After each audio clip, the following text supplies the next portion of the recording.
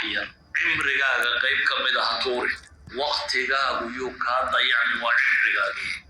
adigoo aan lagaala tashanba dunida lagu keenay markaad ka baxaysana cidi kaalama tashanayso intaa yar baad joogaysaa markaa labadaa u dhexeeya imaatinkiina lagama talagelin tegisteedana lagaa talagelin maayo se intan yar waxa lagu yidhi bal adigu ikhtiyaar laho oo wax samee intaasaad joogaysaa kooban oo maxay ah 50 sano 20 sano 60 sano 70 sano qofba in aanu garanay intay noqon intaa yar wax lagu yidhi laka alxurriya intaa yar ayaa lagu yidhi baa aakhirana lagu xisaabinaya intaa yar baad mubtala tahay intaa yar maxaa lagaa rabaa markaa inaanay lacib iyo lahwi iyo orodkaaga markaa waqtigaagu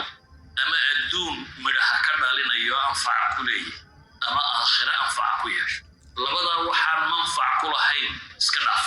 dadka waxa u dhexeeya waqtiga siday uga faa'iidaystaan ninka dhallinyaranimadiisa invest garaysa markaa istismaar maalgashi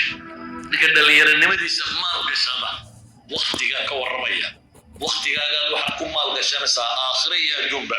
wuxuu noqdaa dunida dan dadka faa'iidaystay somaydan maqal hebel baa succeeded buu noqday naajixinka hebel weeyaan macnaheedu waxa weeyaan markuu dhallinyarada ahaa buu si fiican u dadaal wuu soo daalay markuu dhallinyarada ahaa midhihii buu hadda guranaya waqtigan markaa waxaa u baahan tihiin inaad xoog uga fakertaan waana cayaarida kaga lumin imika waxa laga yaabaa marka aabba ama hooya ku tidhahda wax akhriyo inaad wax akhrido intaa yaroo aad u arkayso qasab inay tahay wax badan keeni mayso inta midhaha keenta waa inta adiga kaa soo go'da oo markaad adigu dareento waqtigaaga inaad u baahantay inaad ka faa'iidayso inaad wax ku barato cilmi ku barato cilmigaa doontana waad baran karaysa laakiin wuxuu u baahan yahay in waqti iyo juhdi in la geliyo haddaad maqasho nin baa caalim noqday nin baa khabiir noqday nin baa ka noqday dadka miyuu ka waqti badnaa maya intan dadku haystaa ugu haysta 50 iyo 60 iyo 70 ugu jira laakiin intan buu isku dayay inuu sida ugu fiican uga faa'iidaysto cimriga inuu ka warramaynana waxa ugu sii fiican kana ku jirta waayo kana adiga ku jirta dhallinyaranimada waxay yiraahdaan waa cimriga aan cidi kula lahayn markaad weynaato dheera iyo caruuro iyo shaqo iyo aan la yidhaahdaa cilaaqaad ijtimaaciya waqtigaaga waa lagula yeelanaya markastoo da'daadu sii korodhana waqtigaaga uu soo yaraanaya waayo dadka kugu xidhma ayaa kasii badanaya intii hore laakiin ninku markuu dhallinyaro yahay cidna mas-uulka ma aha caruuriyo reerana ma daba socdaan bulshada xidhiidh badan lama laha waa naftiisa isaga keligii waqtigiisa leh laakiin iyaga ceebta haysata waxa weeye waxaanay aqoonin how to use it siduu isticmaali lahaa siduu waqtigan uga faa'iidaysan lahaa kaas ba ka lumay dhalinyaro wax kastoo aad rabto inaad noqoto waxaan siday laba waduun baa lagu gaadhaa waddada koowaad waa ilaahay cabsidii ilaahay qur-aanka wuxuu ku leeyahy waman yattaqi illaaha yajcal lahu min amrihi yusra ciddii ilaahay ka cabsata ilaahay arrimihiisa waa u fudaydiya ilaahay cabsidiisa haddaad laasimto ilaahay arrimihiisa wuu kuu fudaydinaya waxaad arrin leeda dadku markay fakerayaan waxay yidhaahdaan waxaan rabaa inaad diinta barto cibaadaysto waayo aakhira inaad badbaado adduunkana inaad xoogsato adduunka iyo aakhiraba ilaahay baa iska leh haddaad adduunyo raadinaysana ilaahay baa laga raadiyaa haddaad aakhira raadinaysana ilaahay baa laga raadiyaa laba wadoo kala gedisani ma jiraan waxaba biyadihi lmulku wahuwa cala kulli shayin qadiir soo qur-aanka kumaydan arag biyadihi lmulk ilaahay baa mulkiga dhammaantii iska leh wax walbana isaga awooda qofka muuminkee dhab tahay markaas adduunkana ilaahay buu ka raadiyaa ilaahay macsidi kuma raadiyo adduun markuu raadinayo ilaahay buu ka raadiyaa subxaana wa tacaala waayo ilaahay baa gacantiisa adduunkoo dhami ku jira isagaa maamula awgeed baa qofka muuminkii subaxii markuu soo toosa wuxuu yidhaahdaa maxay raditu billahi rabba wabilislaami diina wabimuxammadi nabiya weedhani waa maxay ilaahay maamulkiisa raalli ka noqday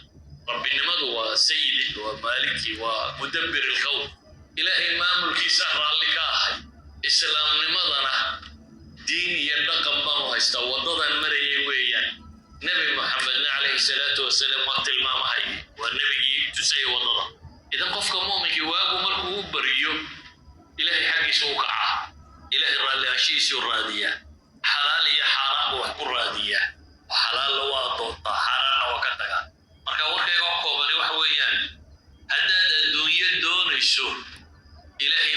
gacantiisa ku jirtaa meel kale lagama raadiyo haddaad aakhira doonayso inaad badbaadana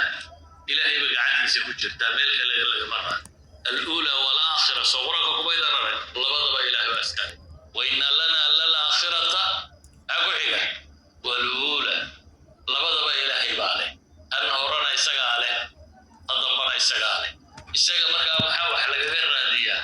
قلين تيسة يعبس الشيس ومن يتق الله يجعل له من أمره يسرا هذا اللي بقوت ماله ومن يتق الله يجعل له مخرجا وما قال يقول قبصته إلهي وحليه مخرج مخوف فري مركا كلنا أرمها قال وقوف ضيدينيا والوقوف إصلاحينيا إذا إلهي عبسي دي سقوران كأن سقور بيكو صار رطاط ملاينس هذا اقترابا ومن يتق الله يعظم له مئة يا قرنيا يا يعظم له ومن يتق الله يجعل له فرقانا مصارا ومن يتق قرآن هذا يكتب ومن يتق الله noloshoo dhan bay ku saabsiisanta dawgeed baa ilaahay wuxuu inoogu tilmaamayaa ummadihii idinka horreeyey idinkaba waxaanu idiin dardaarmay ama idin farnay an ittaqullah ilaahay ka cabsada iyo dhammaantiin la idin faray kaasi waa qodobka koowaad wuxuu sheegayaa adduun iyo aakhiraba ilaahay bay gacantiisa ku jirtaaye isaga ha laga raadi weligaa ha isku dayin inaad ilaahay macsidii wax ku raadso haddaad adduunyo doonaysana ilaahay baa haya aakhira haddaad doonaysa ilaahay baa haya qodobka labaad ee dhalinyarada raba idiin sheegaana waxa weeyaan cimrigu waa wax yar adigoo aan lagaala tashanba dunida lagu keenay dunida markaad dhimanaysay cidna lagalama tashan walaa abahayo hooyada lagalama tashan mar walba iska timiyo dhalad ilaahay baa ku keenay markaad ka baxaysana cidi kaalama tashanayso maalin bay naftu kaa baxaysaa iyo geeri intaa yar baad joogaysaa markaa labadaa u dhexeeya imaatankiina lagama talagelin tegisteedana lagaa talagelin maayo سأنتن يروح لغيري بلادو اختيار له وحسبه انت هره شقكم لي انت دبر شقكم لي انت ساتشوغ يساقوبا ومحيا كنتم سنة 20 سنة 60 سنة 70 سنة قفبين كانوا قرنين تنون انت ير وحلغيري لك الحرية انت ير ايا لغيري بقى اخرنا لغو حسابنا انت ير بد مبتلى طاي انت ير محال غاربا مركا inaanay lacag iyo lahwi iyo orodkaaga lujo marka qodobkeena labaad waxa weeyaan inaynu ka faa'iideysano waqtiga gaaya ma yumkin wixii suurtagal ah haddaad maqasho nin baa caalim noqday nin baa khabiir noqday nin baa ka noqday dadka miyuu ka waqti badnaa maya intan dadku haystaa ugu haysta kontonka iyo 60 iyo 70 ka ugu jira laakiin intan buu isku dayay inuu sida ugu fiican uga faa'iideysto marka dadka waxa u dhexeeya waqtiga siday uga faa'iideystaan qofna wuu dayaca waqtiga oo cayaar iyo lahwi iyo isweydiinayaaba dadka maydana qaar leh arxageen waqtiga ku soo dilaa waqtigiisa cimrigiisii baa wadhib ku haya haddii lagu yidhaahdo imanka 5 sannadood cimrigaaga ha laga jarma yeelaysa yaa yeelaya haddii lagu yidhaha cimriga lagaa nuqsaamiyo lagu marsiin maayo bale xadiidkii muxuu sheegayay aadam miyuu arkay aroortiisi mid ka mid oo la yidhi cimrigiisu waa imisa waqti yar buu loo sheego 40 ha looga gooyo buu u tilmaamay hadhow markii waqtigii gaadhay uu haddana diiday ma ogolin waqtigaaga in wax laga jaro adigoo sidaa u diidan ayaa waxaad leedahay maya haddaba anaa saysaydaya oo saad odhanaysaa waxaan akhriya adduuntoona ficma ku bixinaya marka waa cimrigii qayb ka mid ood adugu tuurayso marka haddaad xaggaynu ku soo dillaa cimriga waan waqtiga xaggaynu maanta ku soo bixin waxaad leedahay jus yaroo ka mid cimrigaygii talo xaggaa ku tuura bal meel ila daydaya in cimrigaygii ka mid aan rabaa inaan tuure meeshii aan ku tuuri lahaa ila daydaya weeyaan waqtigaa yari wuxuu u baahan yahay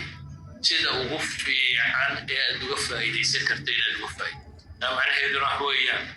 waqtigaagu ama adduun midhaha ka dhalinayo anfac ku leeyahay ama aakhira anfac ku yeesho labadaa waxaan manfac ku lahayn iska dhaaf maxaan manfac ku lahayn kubadda la daawadaa manfac ma leedahay dad maantoo daawato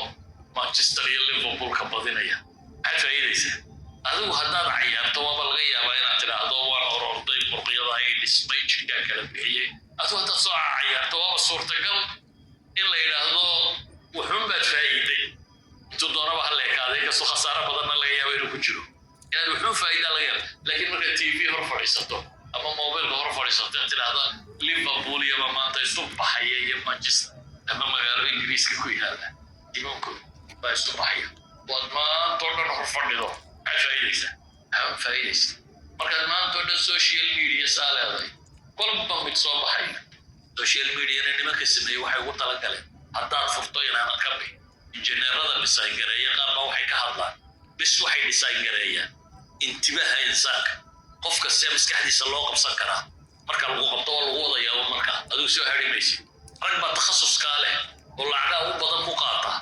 oo farsamadooda ay tahay bahalka haddaad shidda inaanad ka bixin ayuu isagu ugu ballan qaadaya dad saaba tidhaahdo inaad ka bixin dii lagu yidhaahdo qur-aanka akhriso ama deriska akhriso